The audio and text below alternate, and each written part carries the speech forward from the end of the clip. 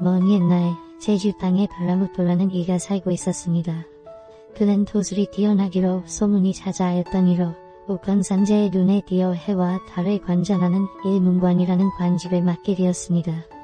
그런 그에게는 한 가지 취미가 있었는데 바로 축지법으로 이곳저곳을 돌아다니는 것이었습니다.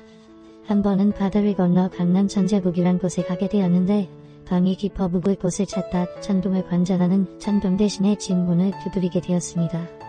저는 제주 땅에서 일문관을 맡고 있는 발라무토랍니다. 오늘 밤 묵고 갈 수 있겠습니까? 하룻밤 묵는 것이야 어렵지 않나. 세상에 공짜가 어디 있겠는가. 내일 바둑을 두어 나를 이기면 지워드리리다. 평소 옥황상제와 바둑을 두어도 차본 적이 없던 발라무토는 천동 대신의 제안을 받아들였습니다. 그렇게 바둑을 두게 되었는데 발라무토는 대신보다 실력이 한 수위였던지라 손쉽게 그를 이길 수 있었습니다. 이에 분한 마음이 든 대신은 발라무토에게 말했습니다. 내가 아직 몸이 풀리지 않아 이번엔 전내만 한 판 더 두는 게 어떤가. 이미 내게에서 이긴 발라무토는 흥미를 잃어 그만두려 하였으나 대신에 계속되는 성화에 잠시 쉬었다 이어두기로 하였습니다. 잠시 후 발라무토가 바람을 쐬고 방으로 돌아가려는데 혈당에 누군가 앉아있는 것이 보였습니다. 가까이 다가가 보니 한 여인이 머리를 빗고 있었는데 그녀는 하늘에서 상녀가 내려온 듯 천하일색의 미인이었습니다. 발라무토가 넋을 잃고 여인을 바라보자 인기척을 느낀 여인이 그에게 물었습니다. 누구십니까? 저는 오늘 하룻밤 시세를 치게 된 발라무토랍니다. 남자는 누구십니까? 저는 이 집 주인의 딸입니다. 여인을 보고 한눈에 반한 발라무토는 그녀가 대신의 딸이란 것을 알게 되자 좋은 생각이 떠올랐습니다. 바로 대신과 내게 바둑을 두어 여인을 얻을 생각이었습니다. 그렇게 생각을 마친 그는 대신의 방으로 발걸음을 옮겼습니다. 발라무토는 자리에 앉자마자 미소를 지으며 말했습니다. 이번에는 어떤 대결을 하는 게 좋겠습니까? 원하는 게 있으면 말해보게. 저를 이기시면 구름을 다스릴 수 있는 도수를 알려드리겠습니다. 반대로 제가 이기면 이 집 딸과 혼이 나도록 해주시죠. 발라무토의 제안에 대신은 흔쾌히 수락하였고 그렇게 내기 바둑이 시작되었습니다. 하지만 이번에도 발라무토가 이기게 되었고 그는 의기양양한 목소리로 말했습니다. 따님을 제게 주셔야겠군요. 발라무토는 내게에서 이긴 대가로 대신의 딸과 혼인하게 되었습니다. 그렇게 혼인식을 치르는 첫날 밤 그는 설레는 마음으로 신부의 얼굴을 가린 너울을 걷었습니다. 그런데 그녀는 그가 반했던 여인이 아니었습니다.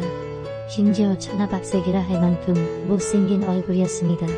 깜짝 놀란 발라무토는 자기도 모르게 뒷걸음질 치며 말했습니다. 당신은 누구요? 천동 대신의 첫째 딸이 고상국이라고 합니다. 대신의 딸이 하나가 아니란 것이요. 일이 잘못되었음을 느낀 발라무토는 급히 밖으로 나와 대신의 방으로 달려갔습니다. 방에 도착하니 그곳은 대신과 아까 본 여인도 함께 있었습니다. 이게 어떻게 된 것입니까? 그게 무슨 소리요? 이 여인은 당신 딸이 아닙니까? 이 아이는 내 둘째 딸이요. 사실을 알게 된 발라무토는 하늘이 무너지는 듯하였습니다. 또한 대신의 옆에 앉아있는 둘째 딸은 알 수 없다는 표정으로 그를 쳐다보니 절망감이 크게 달의 문을 박차고 나왔습니다. 하지만 이를 돌이키기에는 이미 늦은 뒤였습니다. 어쩔 수 없이 고상국과 부부의 연을 맺게 된 발라무토는 처제에 대한 마음을 놓을 수 없어 소가리만 할 뿐이었습니다. 부인에게 정이 생길까 하다가도 그녀의 못생긴 얼굴을 보면 화가 나 분을 사귀기 어려웠습니다. 부인이 밥상을 차려오면 쳐다보지도 않고 등을 돌렸고 그의 공부를 한다는 핑계로 집 밖을 나돌아다녔습니다. 그렇게 고통스러운 결혼 생활을 매일매일 이어가던 그였지만 그에겐 가장 큰 문제가 있었습니다. 바로 처제를 향한 마음이 점점 커진다는 것이었습니다.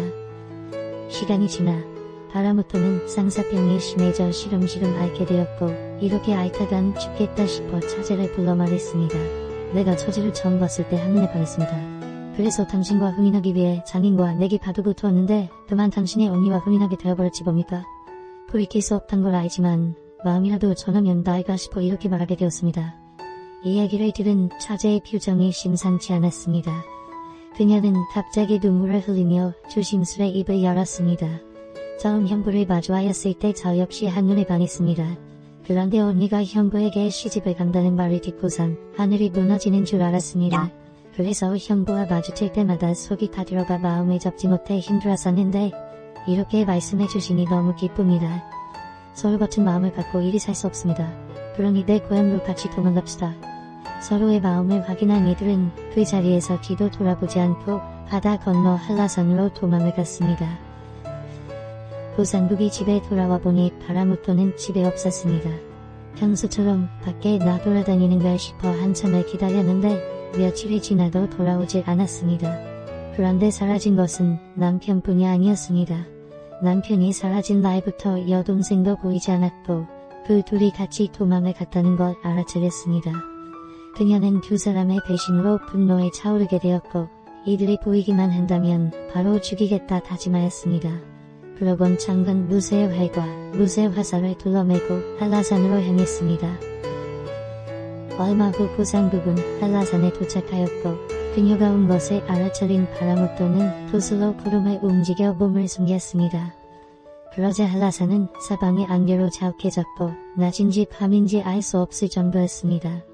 이에 고상국은 주위를 둘러보더니 근처에 죽어있는 두산나무의 뿌리를 뽑아들곤 주문을 외웠습니다. 나무에 깃들어 100년의 기다린 새야 힘차게 울어라. 나무 뿌리는 살아있는 닭처럼 변하더니 후기를 들고 날개를 흔들며 세차게 울어대기 시작했습니다. 닭의 울음소리가 울려 퍼지자 짙게 까여있던 안개가 줄어들기 시작했습니다. 잠시 후 안개가 모두 걷히고 나니 숨어있던 두 사람의 모습이 드러났습니다. 고상국은 남편과 동생을 향해 활시위를 당겼습니다. 그러자 이들은 무릎을 꿇고선 손이 발이 되도록 고상국에게 빌었습니다. 제발 살려주시오. 이 둘을 죽이리라 다짐했던 고상국은 막상 그녀에게 비는 둘의 모습을 보니 마음이 약해졌습니다. 자신을 배신하긴 했지만 남편과 동생이었기에 차마 죽일 수 없었습니다. 하지만 이 둘을 용서할 수도 없었기에 결단을 내렸습니다. 나를 배신한 사람들과는 같이 살 수 없다.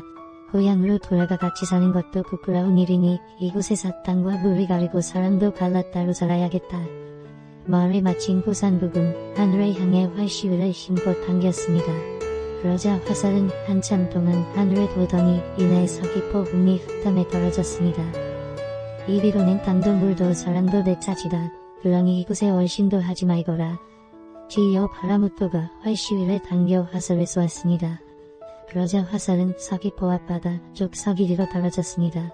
그렇게 부부가 땅을 나누고 난 후 고상국은 동생에게 마지막에 말했습니다. 형제를 배신한 너와는 같은 성으로 살 수 없다. 그러니 성을 바꾸어라. 그러면 내 살기를 일러주마. 그러자 동생은 어머니의 성을 따라 지산북으로 이름을 바꾸었고 고상국은 흑리를 둘러 나누어 서흥리는 자신이 갖고 동흥리는 동생에게 주었습니다. 그렇게 이들은 서귀포의 서길이, 동흥리, 서흥리의 마을신이 되었습니다.